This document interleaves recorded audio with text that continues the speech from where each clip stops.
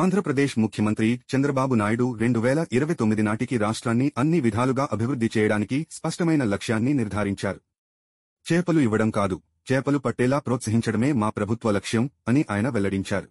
ఇక్కడ మీరు చూస్తే విజన్ ఫర్ ప్రోగ్రెసివ్ కాన్స్టిట్యున్సీ మీకు కానీ ఎవరికైనా సరే పీపుల్ యాజ్ క్యాపిటల్ అందరం ఆలోచిస్తున్న ఆస్తులు ఉండాలి లేకపోతే ఇంకొకటి ఉండాలని అది కొంతవరకు కరెక్ట్ అయినా ఆస్తులను కూడా సంపాదించిన తర్వాత పోగొట్టుకున్నట్టు చాలా ఉన్నాయి. ఆస్తి ముఖ్యం కాదు, మనిషి ఆలోచన ముఖ్యం. People as capital, other assets additional assets గా ఉంటాయి. The true wealth of a constituency is it's people. When individuals and families thrive, the entire community flourishes. ఆ ఫిలాసఫీతో మనం ముందుకు పోతున్నాం. ఫేజ్ 1 ఎసెన్షియల్ సర్వీసెస్ గానీ సోషల్ సెక్యూరిటీ గానీ ప్రతి ఒక్క కుటుంబానికి ఇవ్వాలని. నెంబర్ 2 ఆపర్చునిటీస్ క్రియేట్ చేసి ప్రతి ఒక్క కుటుంబం సెల్ఫ్ రిలయన్స్ గా ఉండాలని, ఎకనామిక్ గ్రోత్ రావాలని, ఎన్హాన్స్డ్ క్వాలిటీ ఆఫ్ లైఫ్ ఉండాలనేది మన ఉద్దేశం. అతని జీవన ప్రమాణాలు పెరగాలి. తద్వారా ఆయన ప్రతిరోజు ఒక చేప ఇస్తే చేప ఆపేసిన రోజున ఇంకా ముందుకు పోయే పరిస్థితి ఉండదు. చేపను ఇస్తూనే చేపలు పట్టే విధానాన్ని నేర్పిస్తే ఇంకా సమర్థవంతంగా ముందుకు పోతారనేది